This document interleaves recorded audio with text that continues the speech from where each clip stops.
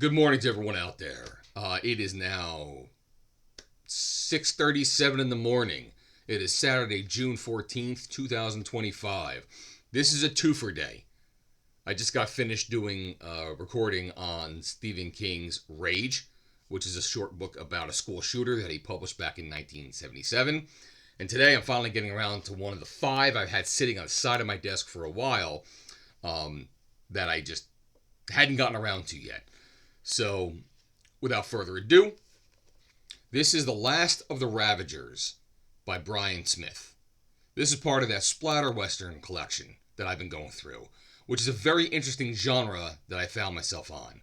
I think back here on my shelf, right there, all these little ones about the same tannish color, are the last ones I have left in the splatter western genre to read myself. Right now it looks like about 8, about 8 other books I want to get through. And I think that's the last of the ones that have been published. It's possible when I complete the 8th of those, I will have done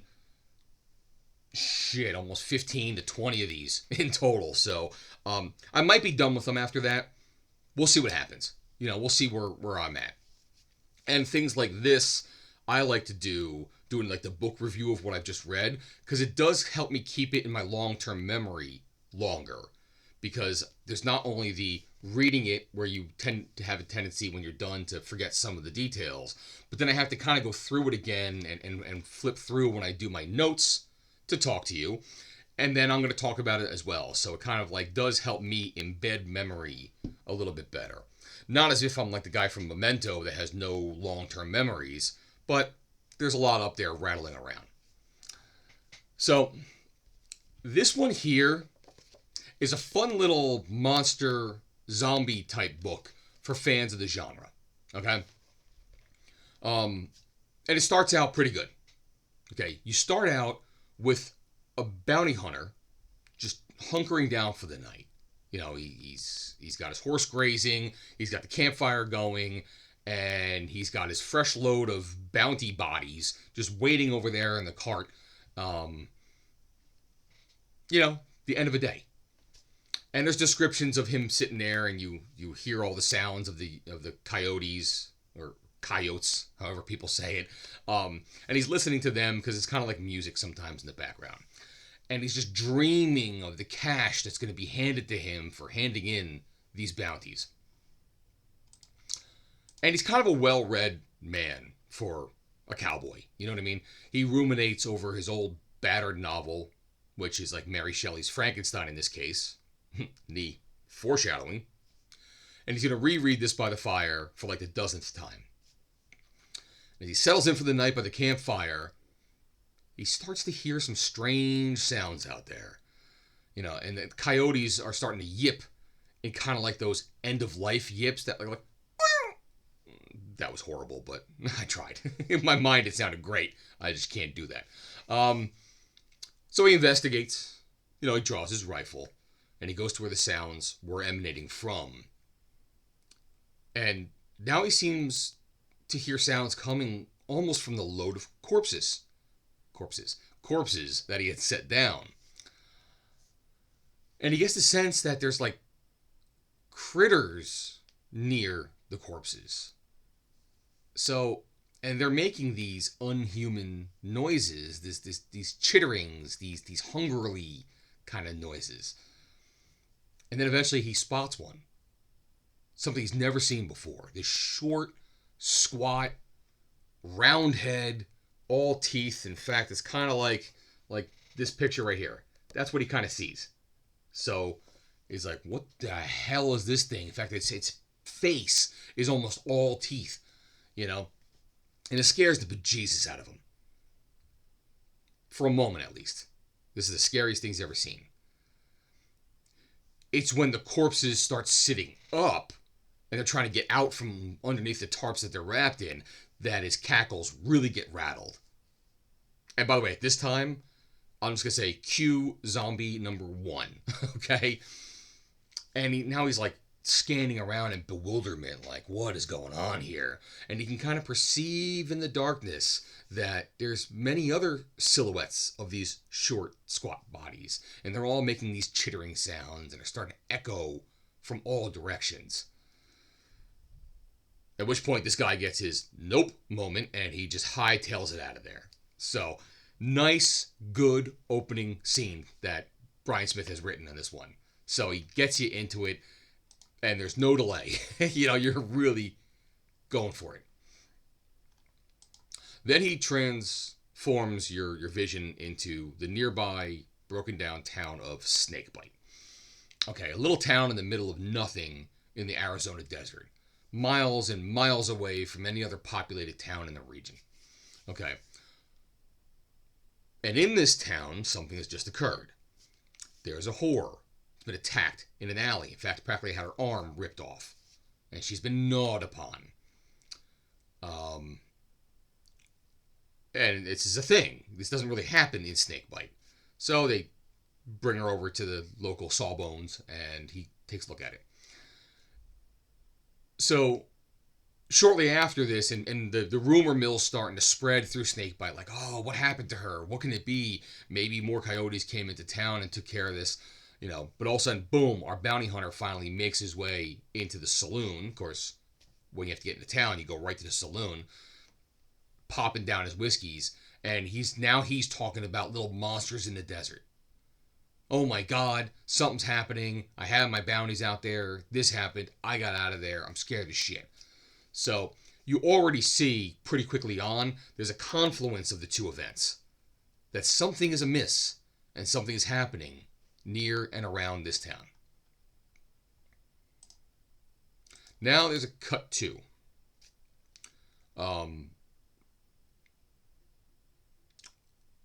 You're in a farmstead. Okay. And I just gotta say, the next few chapters that go on with this farmstead, there's tons of description. Full of death, full of gore, more of these little monsters eating just everything. Okay. And as I like to proclaim, I try my damnedest not to spoil stories that I talk about here as best I can. Okay. So let me just say, you get most of the good stuff in these chapters. And this is what you come to read this genre for. Okay. You pretty much have, there's a small little, like I said, a farmstead. It's wife, husband, few kids, barn, cattle, that kind of stuff.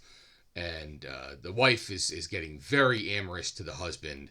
But again, you get one of those like, oh, wait, there's sounds outside. He kind of like walks away from the bed and then checks out the barn. And you see the critters and you see the animals they're eating and his children.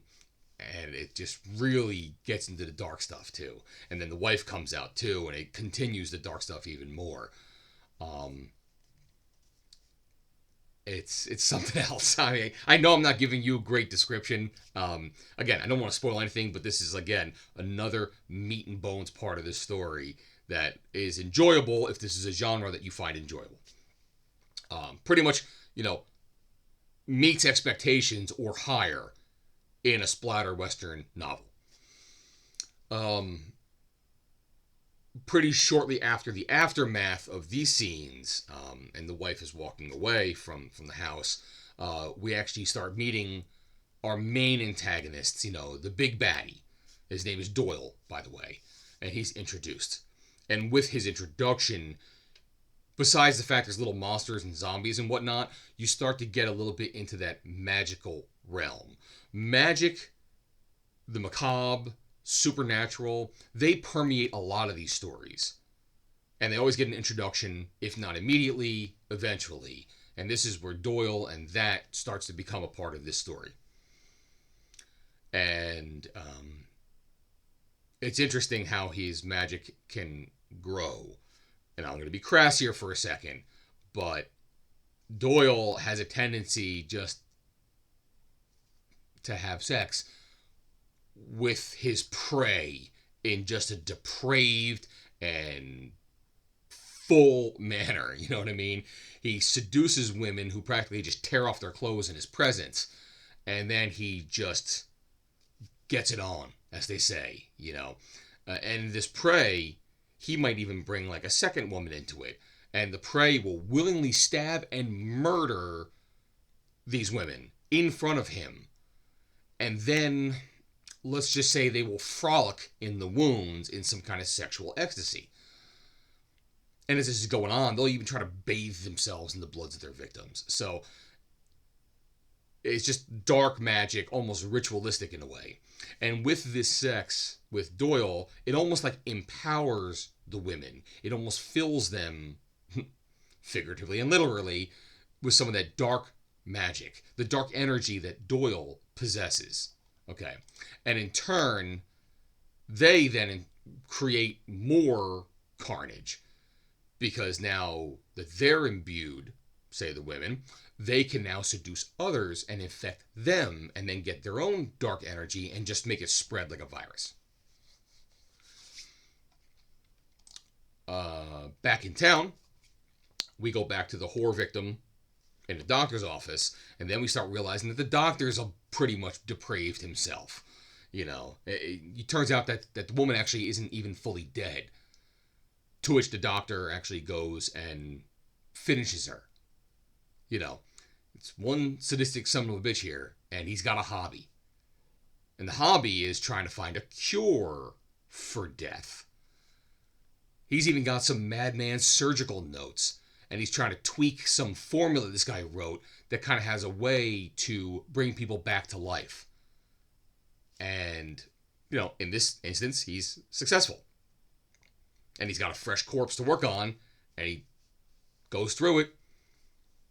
And we'll just say here, cut to zombie number 2 in this story.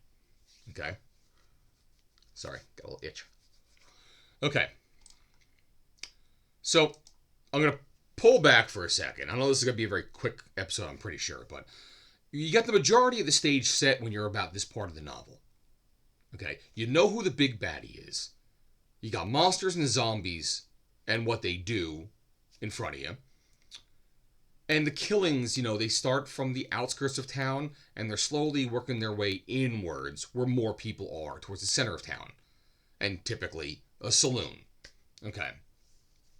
And Bryan Smith actually writes you and takes you on this journey as you're going through all the details of what's happening to him and her and that guy and whatnot. So, you get iterations and encounters between the different townsfolks and all the intelligence, very good, and all the elements of the antagonists galore. It's all over there. Highly descriptive, filled with blood, filled with eviscerations. There's almost a little cannibal-like behavior, or just the plain feeling of being fed upon. You know, zombies beget zombies, and Doyle shows us what it's like to be Doyle. Okay. Again, meat and bones of the story, much of the middle. Now, all this would be pretty decent overall. Okay? All around, it's a good novel, especially in this genre. You've got your cowboy folk. You've got your magical, evil antagonist. You get the reanimated whore, who seems to be haunting the denizens of the small town. And they turn into zombies, feast on each other, power, blah, blah, blah. She almost becomes like a dark queen to the antagonist. Okay? And then, of course, now we're going to introduce to you the stranger. Okay? It's a woman that was in the saloon, makes her way in there. Her name is Raven Decker. Okay? A no-nonsense, beautiful bounty hunter type, quick on the draw, loves her whiskey straight. Okay? I'd say tough hombre, but I'm not sure if hombre is the male version. Is there like an hombress? No idea. Haven't looked into it, just thought of it right now. So in this one, she's got a good sense of what's going on in the town of Snakebite. And the way they write her, the way Bryan Smith writes her, it's a cool character. You know, she's the Boba Fett of the Western right now. Well, it's through Raven that we finally get to what the story is about. Why is this happening? Who are the people? What's going on? And why is she here for that? And you see, Raven has the ability to kind of like walk through the dimensions. Okay? She even has interesting guns that are not of this world, but similar to it. And through her is where we get our exposition, okay, and what's going on here. And she does tell us that Doyle is an outlawed member of some necromancy cult that calls itself the Ravagers. Hence, he's the last of the Ravagers. And the Ravagers have a way of growing stronger by taking the lives and absolutely gorging on the lives and souls of others. Okay? And since he's arrived on this world, he must have been devouring plenty to get up the kind of necrotic energy, my words, that he has to be as powerful as he has become. Okay? And Raven's been hunting this sumbitch for years. Many, many years. And it happens every time she gets close to Doyle, he just finds a way to hop over to another dimension, okay? But the good news is, for us, that's not going to happen because he needs something in this dimension. So Doyle ain't hopping anywhere. He's in it. And I'm just going to say this, the reason why he's there. And I'm not going to talk about it more than mentioning it here as I roll my eyes. This world has the Infinity Engine, which he needs in some fashion. That's a term. So overall, the stage is set. Okay, the saloon is kind of set up to be like the Alamo.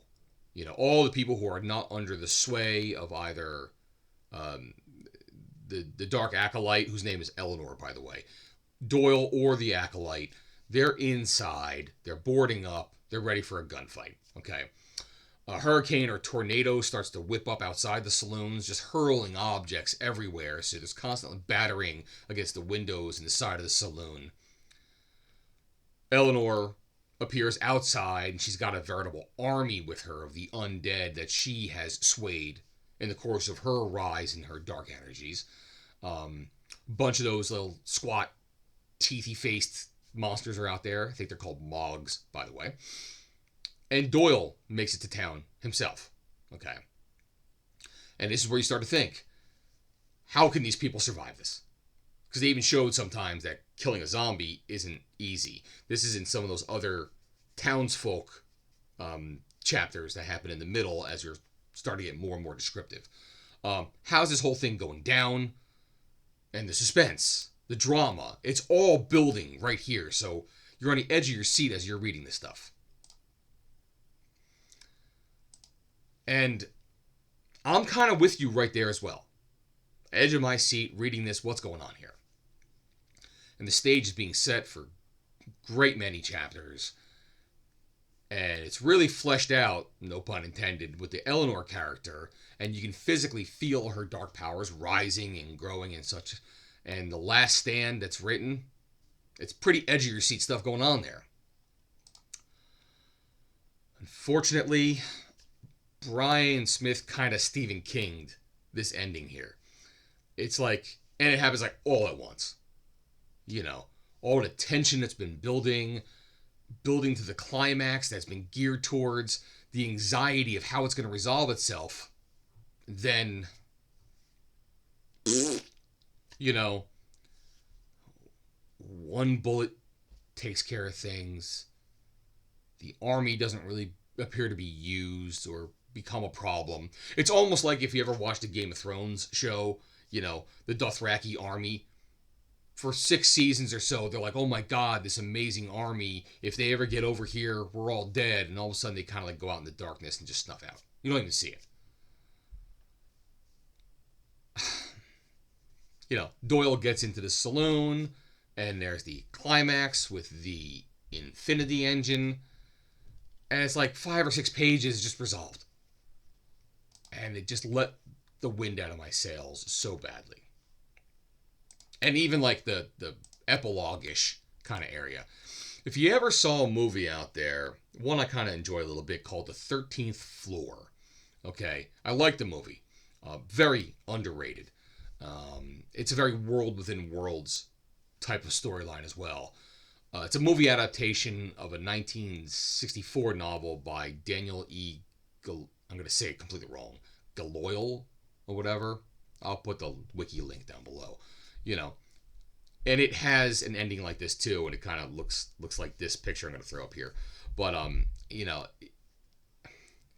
it has a escape to another world ending to it, and I think this book ended the same way that movie ends.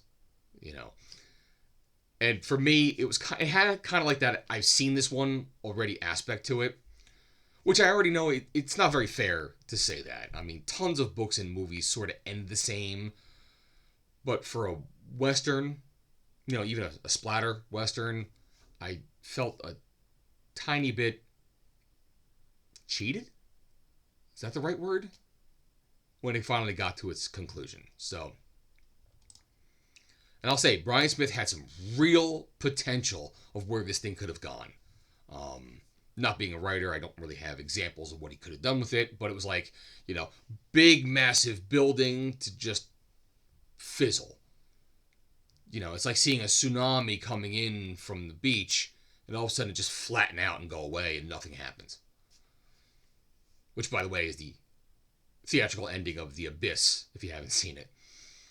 And he took so much real estate through the pages of this book and detailed the power growth, the lengths to which Doyle and then the woman, his acolyte Eleanor, went through. Vivid descriptions. So much emanating from the town, from one murdered and reanimated townfolk to another. It just could have gone somewhere. And, you know, for this genre, I mean, he filled up 256 pages. That's large for this genre. A lot of the books, there's a number of them that go less than 100. So I guess I had higher expectations as I was moving along. But alas, I mean, you know something. When it comes down to it, what do I know anyway? I'm just some older schmuck who likes to read a lot. As normal, with this publisher, gotta make a couple quick notes on editing that just got past. The first one hit pretty quick around page 9, and the second page of the second chapter, again, it's slightly possible that you could say, if you're in the vocabulary of the yokel who's thinking or talking, it might be justifiable, but that excuse can only go so far. Okay, here we have a man's thoughts about a drunk night, and someone was egging him on, and the other was saying something about the guy's mother being of a loose character, and the damn drunk couldn't possibly know. I'm sorry. Here's the sentence. I'll pop it up here. He goes, the damn drunk couldn't possibly know it unless he spent some time in Baltimore at some point, you know. But they throw this word out there, itinless, which is probably it unless that got, for whatever reason, it got together. So I saw that, had to pause, and again, this shit when it happens takes me out of the imagination I was in, because now it's just a misspelling on a page. And later on page 221, there's a instance of a double comma at the end of a sentence fragment. I cannot speak today. Sentence fragment. And then 10 pages later on at 236, there's a double period. So those kind of things are just like, oh, that sucks, and moved on. But, you know, simple editing would take care of this kind of stuff. But unfortunately, all of these books have some instances of these happening throughout. So there you have it. Okay. If you've read this one before, I'd love to know if you think that my characterizations are on point or way the hell off, you know. Or did I make some points to you that like, oh yeah, you know, he said something there. It's actually pretty good. If you happen to have an inkling of reading any of these, go ahead. I would not stop anyone from reading anything. Okay? Go ahead, read it.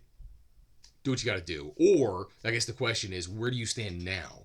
If you had an interest in it, do you still have an interest in it? Or are you going to say, nah, I'm going to let that one go?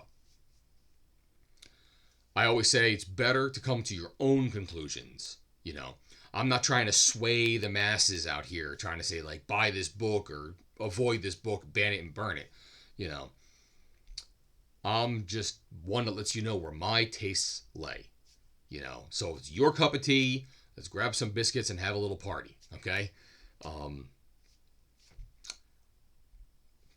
Sometimes I never know how to end these things, so I'm just gonna say that's it. 25 minutes I got you here. I hope this has been some form of entertaining for you or giving you some knowledge of what's going on here.